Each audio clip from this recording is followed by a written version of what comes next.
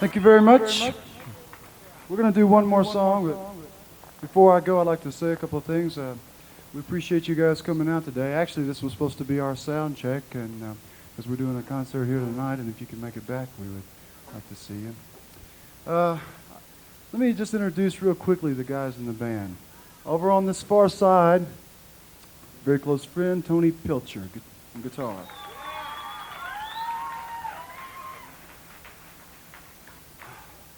On drums, Greg Morrow. Our bass player, TC, Top Cat, Tommy Cathy. And on keyboards, Ed DeGarmo, and I'm Dana Key, and together we make the DeGarmo and Key Band.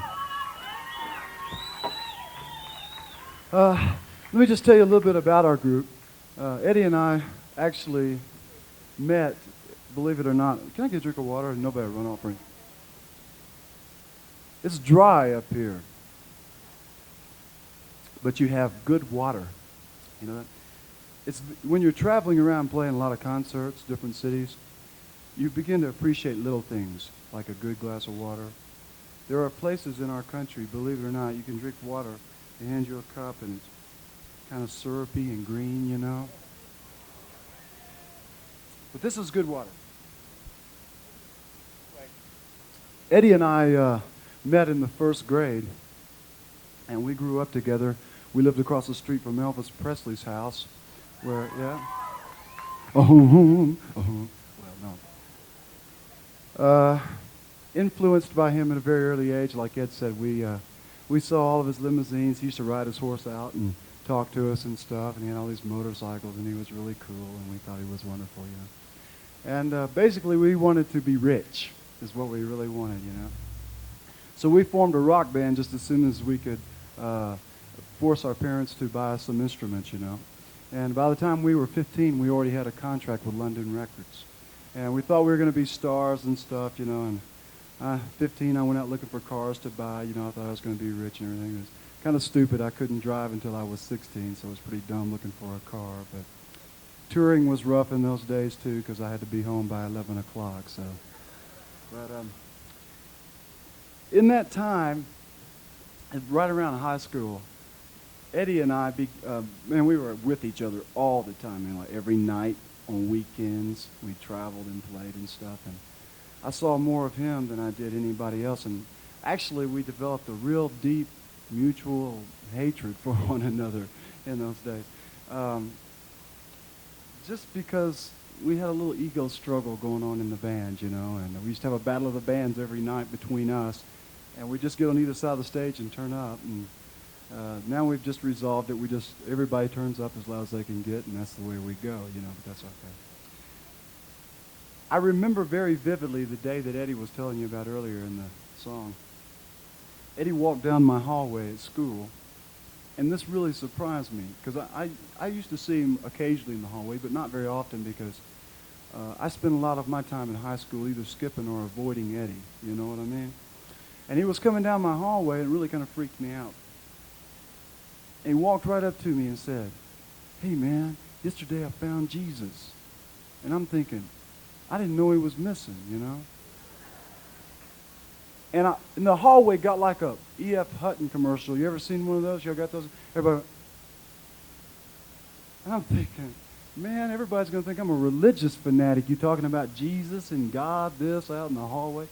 He said, well, look, can we go someplace private? I'm thinking, like, where are we going to go private in this high school? He said, can we duck in the janitor's closet? That's what I thought, too, you know. I mean, you know, I went out for football and baseball, and Ed went to piano lessons, you know. I thought he was trying to sabotage my reputation real bad, you know. All this Jesus stuff and going in the closet. And I waited for the hallway to clear, and we went in there. He whipped out this Bible, and I noticed it said Holiday Inn Gideon on it, but I didn't question him. He started reading. And finally, man, we'd been in there for about 30 minutes, and he was just reading from everywhere. I was convinced he was going to read the whole book, you know. And I stopped him. I just said, look, Eddie, what is it? Just tell me basically, what are you trying to tell me, man? He said, yesterday, I gave my life to Christ. That totally freaked me out. He said, and today, man, I've got a new love for you, and I want you to be forgiven too. And I couldn't believe it. I figured if Eddie had found Christ, he would hide him from me. If Eddie had found heaven, he would not tell me. But he received a new love for me, man, and I could see it in his eyes. I knew it was real. And I stopped him and said, look, you don't need to tell me anymore. Just tell me what to do. He said, well, all I did was ask Jesus to come into my life and forgive me of my sins. And he did. And I got him. That's right. All right.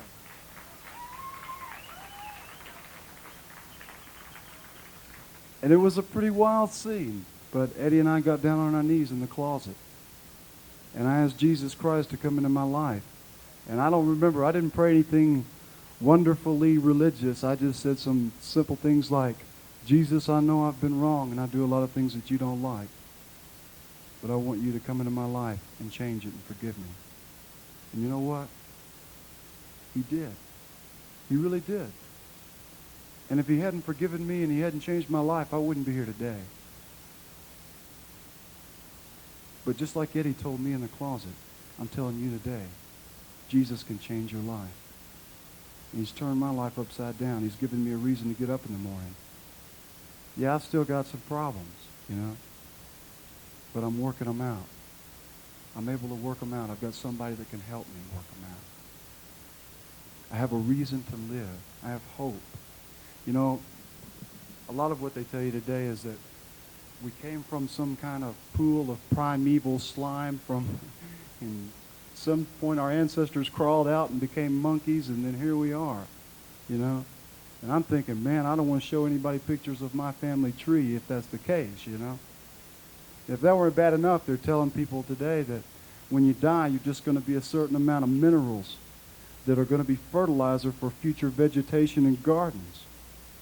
Well, I'm not excited about that either, you know. And in between those two things, what they teach you today basically in college and school, and I know I was almost a professional student for a long time. They tell you that men are supposed to live like animals, survival of the fittest. Whoever has the strength survives. Well, listen, I found something new. I found that the strength to live comes from Jesus Christ.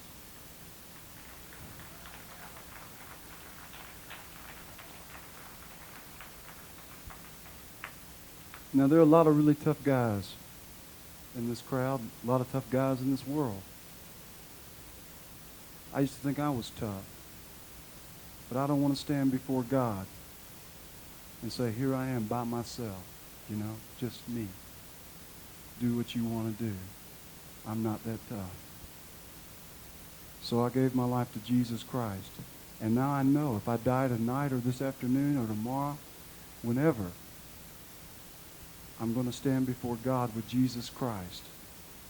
Because, see, he took the penalty for my sins when he died on that cross for me. I know it was a long time ago, but he did it for me. And he did it for you. And you can have what Eddie was telling me about in the closet. Because I found it there. And you can find it here today. And, hey, listen, we're not making any money from you guys. We came a long way to tell you, man, that Jesus really does care for you. That's all we want to do is give him away. Here's another song. It's called Don't Look Back.